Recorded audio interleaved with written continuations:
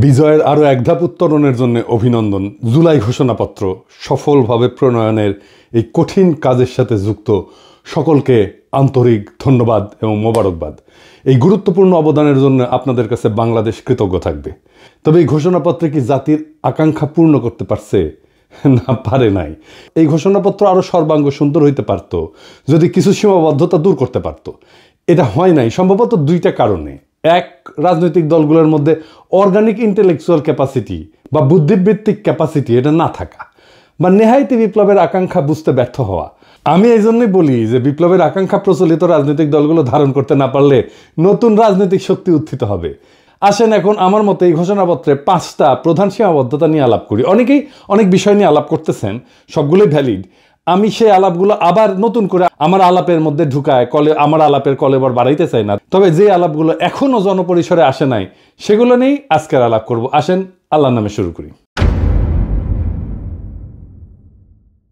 ঘোষণাপত্রে উপনিবেশিক শক্তির বিরুদ্ধে দীর্ঘ লড়াই সংগ্রামের কথা বলা হয়েছে, কিন্তু ব্রিটিশ উপনিবেশিক শাসনের বিরুদ্ধে এই অঞ্চলের মানুষের লড়াইয়ের ধরন কেমনে হয়েছে, এই লড়াইটা, তার কর্তা সত্তা এবং রাষ্ট্র বাসনার যে অর্জন 1947 সালে পূর্ব পাকিস্তানের স্বাধীনতা প্রাপ্তির কথা এই ঘোষণাপত্রে উল্লেখ নাই।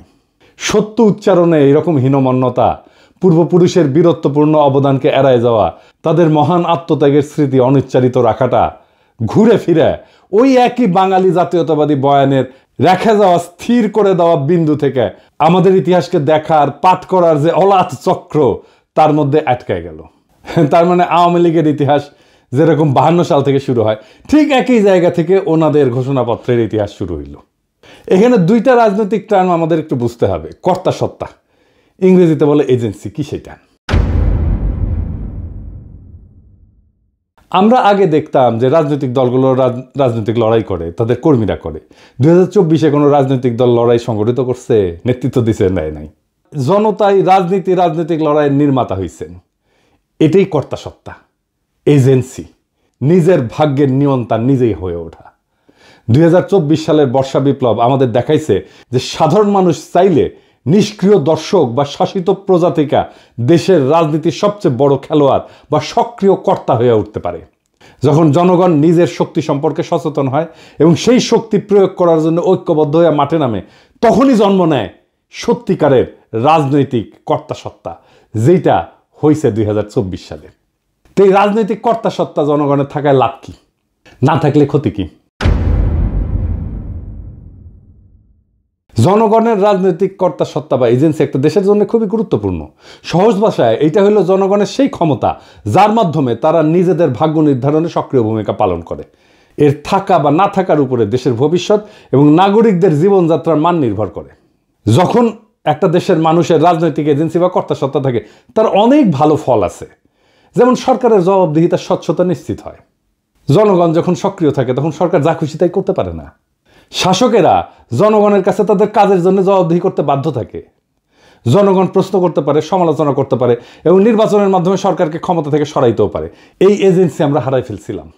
নাগরিক অধিকার সুরক্ষিত থাকে, মানে রাজনৈতিকভাবে সচেতন এবং সক্রিয় জনগণ তাদের সাংবিধানিক এবং মানবিক অধিকার, যেমন বাক স্বাধীনতা, সমাবেশের স্বাধীনতা, ন্যায় বিচার পাওয়ার অধিকার, এই সম্পর্কে সজাগ থাকে।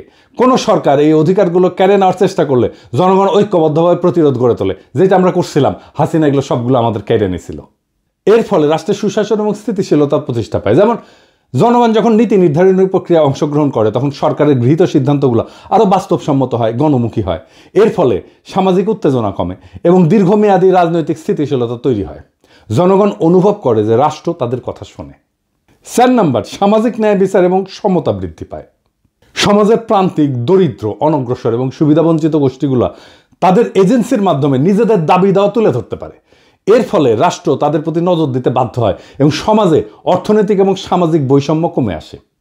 যেমন ধরেন শ্রমিক সংগঠনগুলো তাদের কর্তা সত্তা প্রয়োগ করে ন্যায্য মজুরি এবং নিরাপদ কর্মপরিবেশ আদায় করে নিতে পারে। এবং 5 নাম্বার, জাতীয়তাবোধ এবং দেশপ্রেম শক্তিশালী হয়।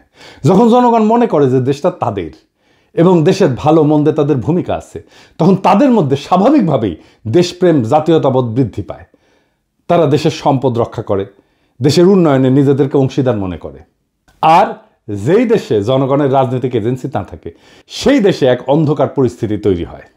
সেই দেশের স্বৈরাচারী আর নিপীড়নমূলক শাসনের জন্ম হয়, যেটা হাসিনার আমলে হয়েছে। শাসকেরা যা খুশি তাই করতে পারে। সরকার ধীরে ধীরে স্বৈরাচারী হয়ে ওঠে এবং জনগণের উপরে নিপীড়ন নির্যাতন চালায়। ভিন্ন মতকে শক্তি দিয়ে দমন করা হয়। হাসিনা যা যা করছে, হাসিনার আমলে আমরা এজেন্সি হারাইছিলাম, আমাদের কর্তা সত্তা হারাইছিলাম।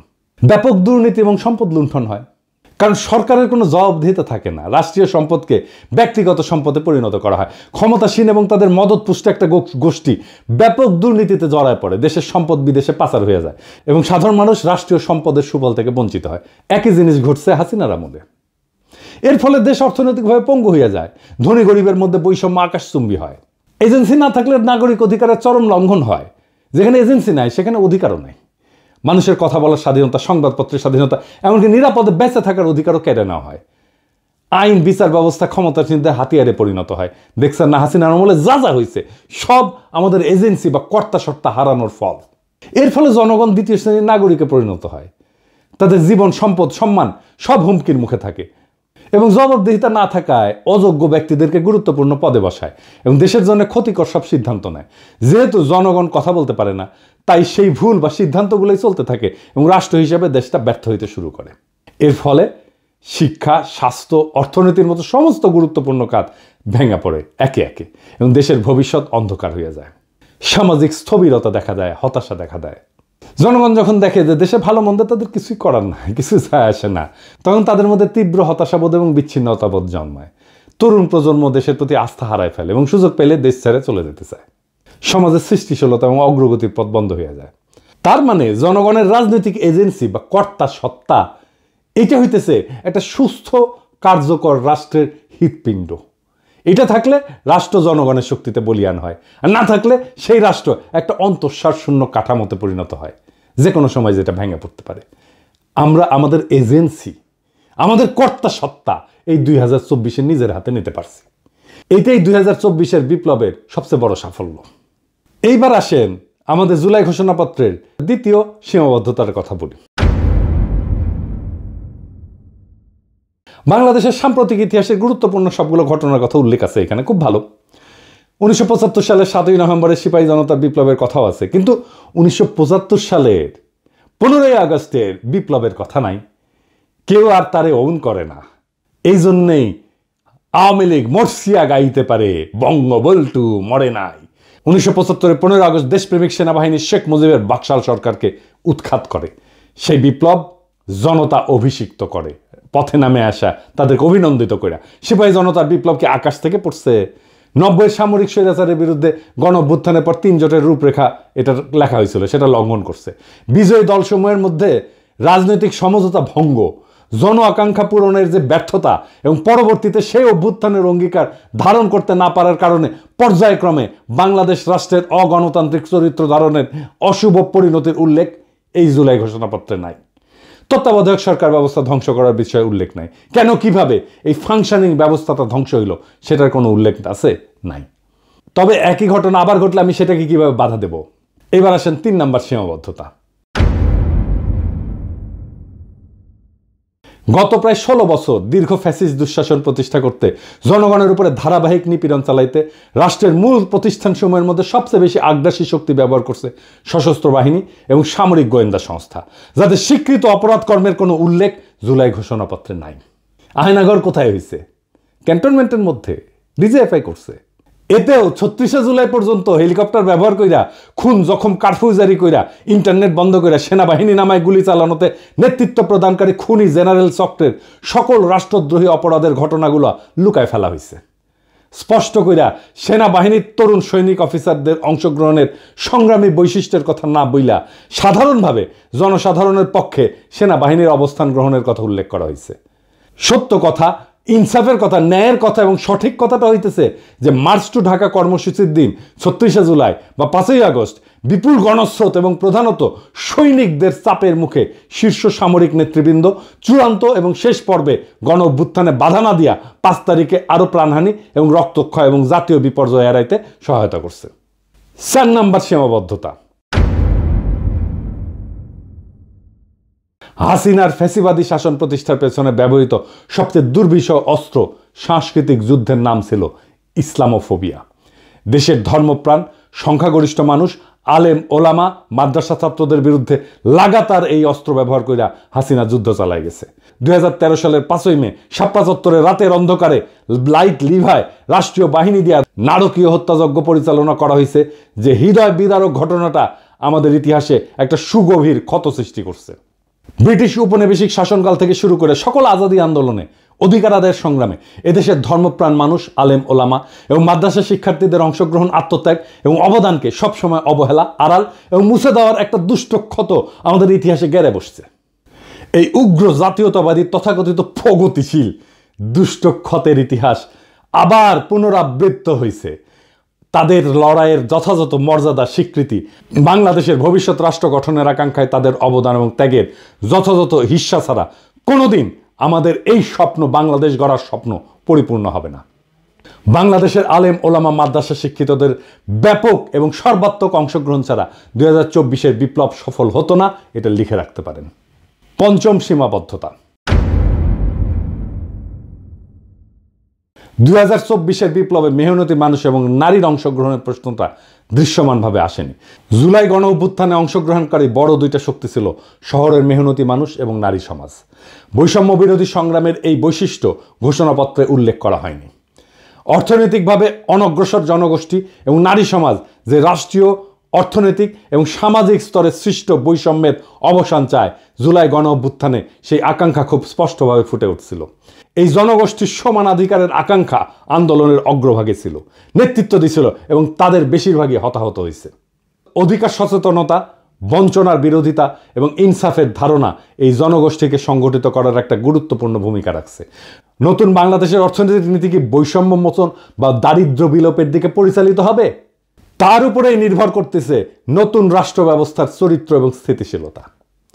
কর্মসংস্থান, শিক্ষা এবং সামাজিক কর্মকাণ্ডে নারীর নিরাপত্তার পরিবেশ তৈরি করে জুলাই গণ অভ্যুত্থানে অংশগ্রহণকারী নারী সমাজকে ত্যাগ এবং অবদানের যথাযথ স্বীকৃতি দিতে হবে।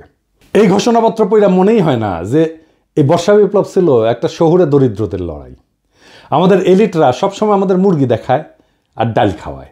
সুকুমার রায়ের একটা ছড়া আছে, নাকের বদলে নরুন পাইলাম, তাইরে নাইরে না, আমাদের হাতে নরুন ধরায় দিছে। রাজনৈতিক দলগুলোকে বলবেন, জিজ্ঞেস করবেন পয়েন্ট ধরে ধরে যে কেন আপনারা এই বিষয়গুলোকে যুক্ত করেন নাই, না হলে তারা নিজেদেরকে দেশের মালিক ভাবা বন্ধ করবে না। রাজনৈতিক দলগুলোকে মনে রাখতে হবে দেশের মালিক জনগণ, জনগণই সার্বভৌম ক্ষমতার উৎস। আপনারা আশা জাগান কিন্তু ডেলিভার করতে পারেন না, খুবই হতাশাজনক। জুলাই ঘোষণাপত্র একটা গুরুত্বপূর্ণ মাইল ফলক, এতে কোনো সন্দেহ নাই, কিন্তু এটা কোনোভাবেই শেষ গন্তব্য না, শেষ কথা না। এটা আমাদের দীর্ঘ লড়াই, ত্যাগ এবং স্বপ্নের এক ক্ষণিক প্রতিফলন, যার পেছনে আছে বহু রক্ত, অশ্রু আর আশার গল্প।